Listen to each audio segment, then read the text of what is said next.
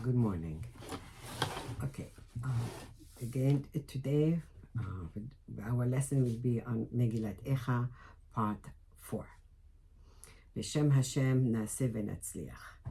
So this shiur is for Refuah Shlema Avram ben Chana, David ben Miriam, Fortuna bat Esther, Shimon Daniel ben Michal, Rafael Chaim Meir ben Sima Chasha, Ora bat Dalia, Eliezer ben Nechama Rivka. לעילוי נשמת ניסים בן ימנה, גרסיה בת זהרה, לדיסיה בת זרה, יהושע בן זרה ואשתו, דוד בן זרה ואשתו. May Hashem bless and protect our soldiers and bring them home safely. And for all the singles to meet their partner in life, she's kul livnot bayit ne'eman be'Yisrael. And thank you, Hashem, for all the chasadim that you have done to us so far and will continue in the future. Now, to recap, yesterday's lesson, we learned about the galut, that the galut is for us to correct the damage done by Adam and to bring back the netzutzot hakedusha, the neshamot, the neshamot. We ended our last lesson by asking a question that the Zera Shimshon brought up.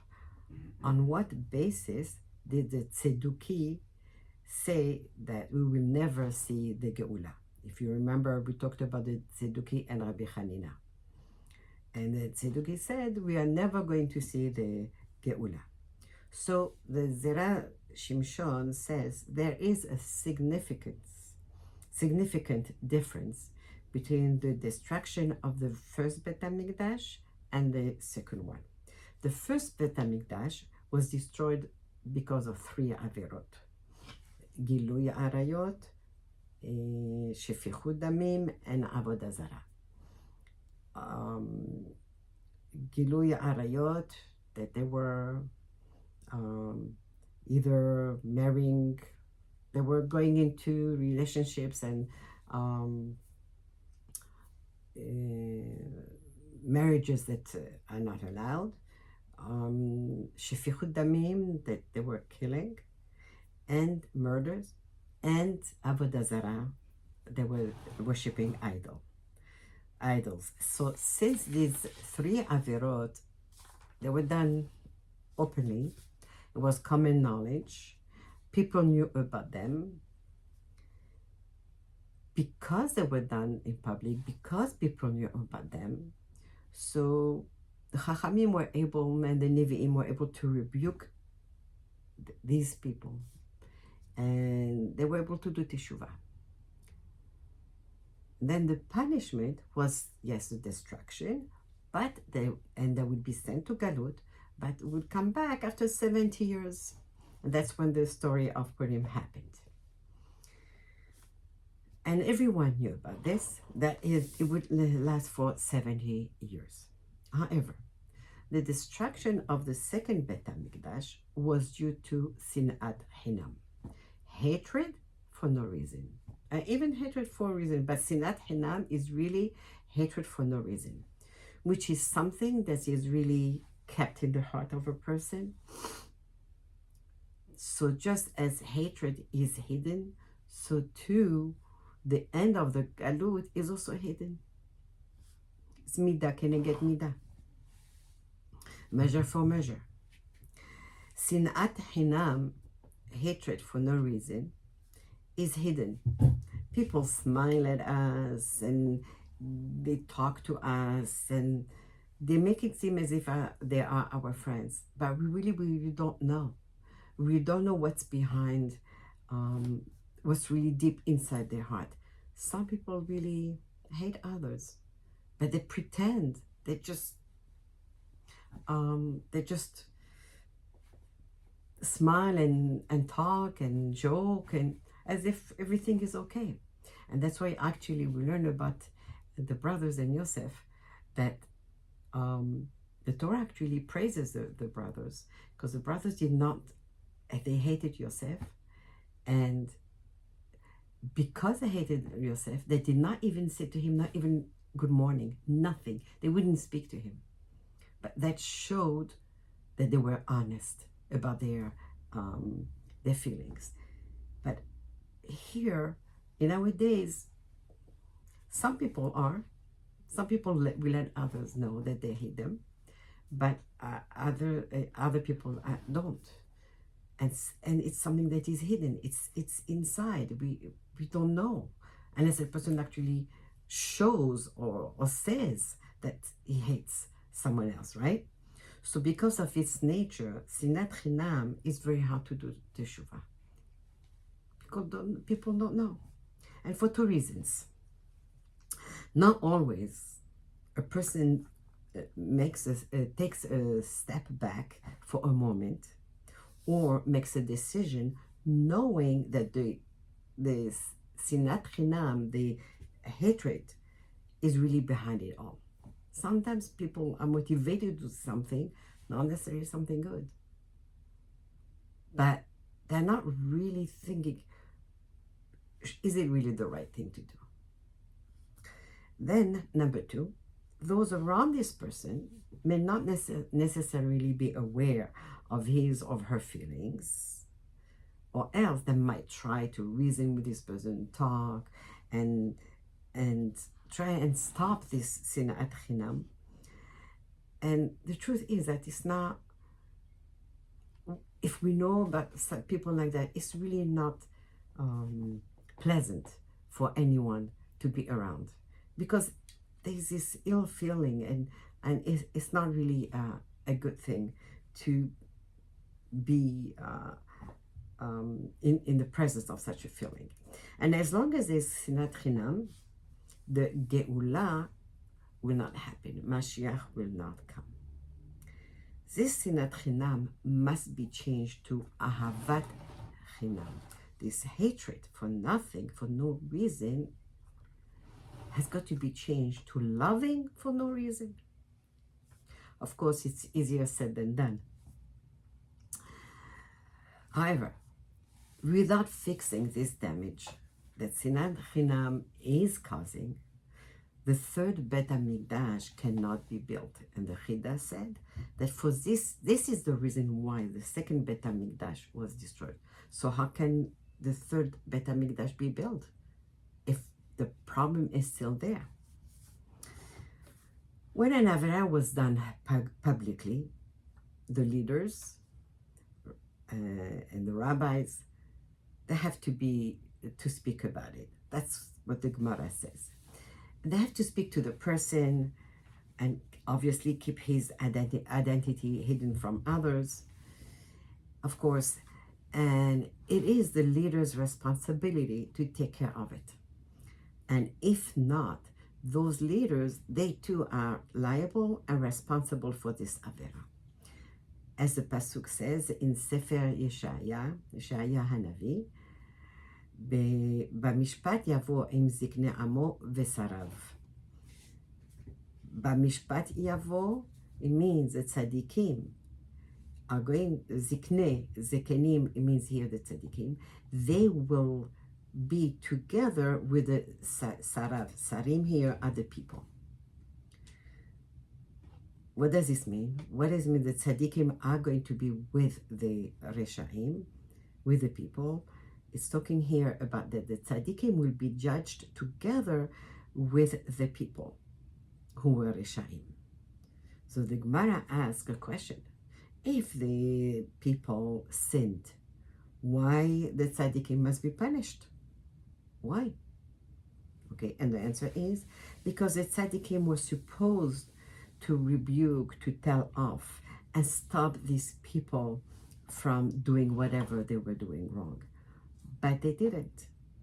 And they missed the mitzvah of Ochiach tochiach et amitecha velo tisa alav het. There is a mitzvah of the Torah to tell off a person, to rebuke a person. Obviously, it has to be done carefully, and then you will not have a sin, because as long as this person keeps on doing what it is, and we know about it, and we're not doing anything to stop that person from doing what it is wrong that they are doing, then we too are part of that sin.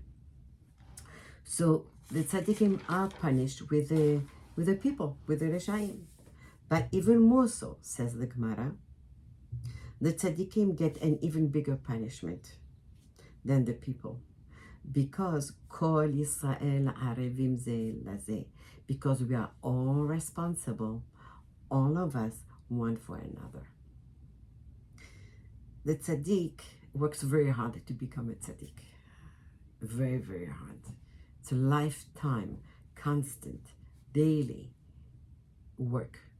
And he works so hard to get to become a tzaddik. Careful. He's so careful about what he says, what he does, that it's a lot of work, right? But together with it, then when people get to know, then he gets all the honor, and then people come to him and ask him for all kinds of blessings and everything. But together with that honor, the people are giving him, he's also responsible for the sins of people. Kol Yisrael Arevim Ze Laze. The Midat Hadin, the judgment, is first on the tzaddikim, because they are the Arevim, they're the guarantors of the generation. I mean, they have to take care of us. And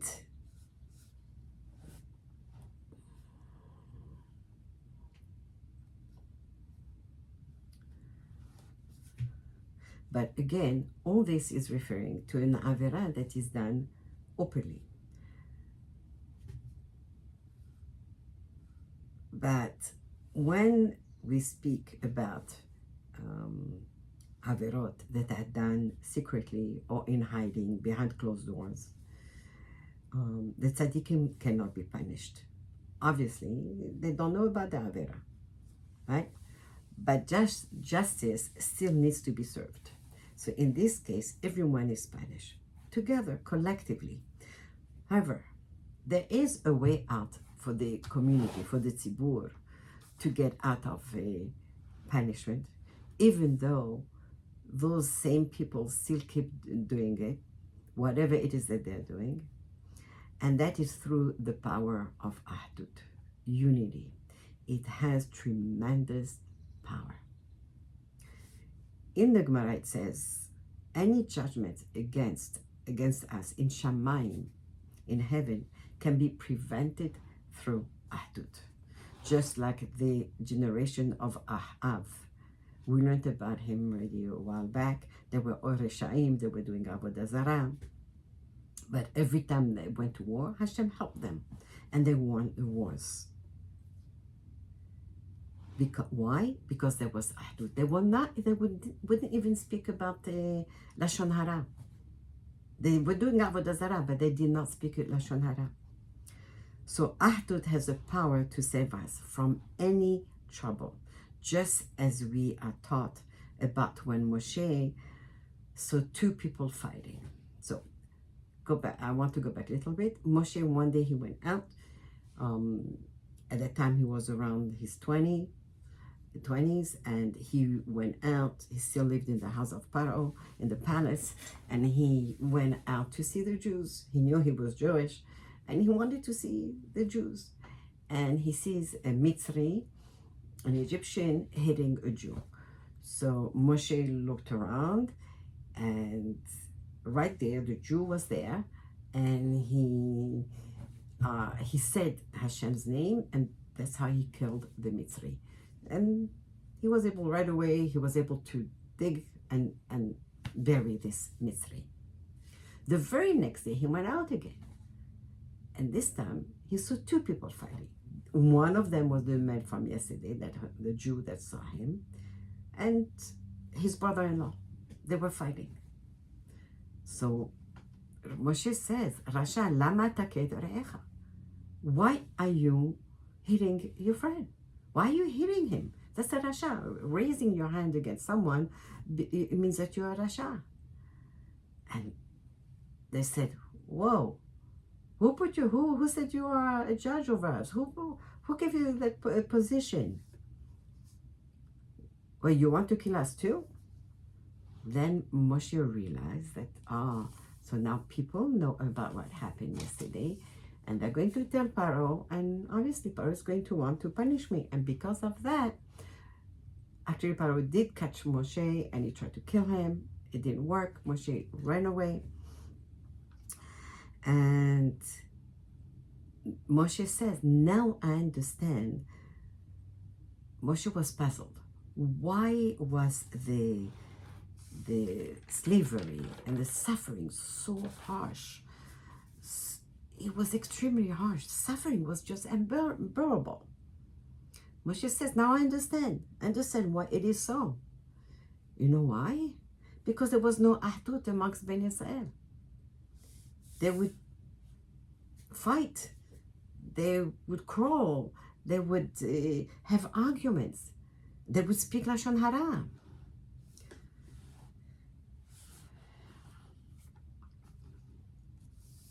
If we are supposed to be in Ahdut, then we are Adam. We're one nefesh. Like it says about Yaakov, that he went down to Mitzrayim with Shiv'im nefesh, 70 nefesh. It really should have been 70 nefashot. But it says Shiv'im nefesh. Why? Because they were all in Ahdut. They all were together. What happened when there is no Ahdut? So we know, we disagree, we don't agree about things, we fight, we don't talk to friends, we don't talk to family.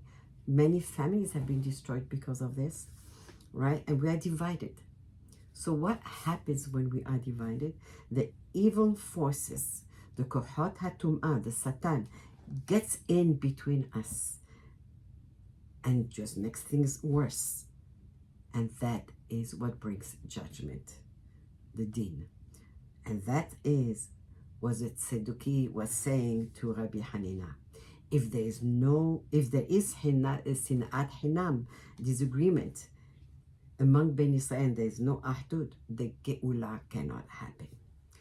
Because when we are divided, we are not fulfilling our mission of the tikkun, of the netzutzot, bringing back the netzutzot hakedusha.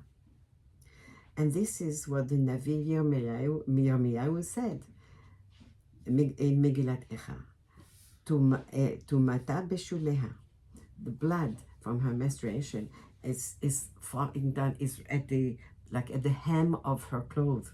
That's of Yerushalayim, meaning Ben Israel, and it can be seen by all. Her clothes are dirty from the blood. That means what's that? What's the blood? It's the sins. The sins were out. The sins were seen in the open. That could be seen by everyone. Lo zachra acharita. Yerushalayim, Ben Israel did not remember what's going to happen at the end with this kind of, this cannot just go on forever, that you would get punished at the end. In other words, instead of the Jews fulfilling the mitzvah, the mission in the galut, and to discover and how the netzutzot hakedusha, the neshamot, right? The Jews themselves became tameh, and they did not remember that they had to find those neshamot. And it takes a lot of work, as we have learned before previously, because the kohot hatum'ah, the evil forces, are there to stop us. Vateret Pelaim, her fall was so incredible. The fall of Yerushalayim. People wondered, how can it be? The non-Jews wondered, how can it be? Yerushalayim was so powerful, was so special. How can it be that Yerushalayim fell from its height? Sometimes, and that's something that never happened among nations. No one, en menachem la. No one can comfort Yerushalayim. Now that Ben Israel are in Tum'ah, they have no way out, because there is no one who will rebuke Bnei Israel because of sinat chinam. En menachem la.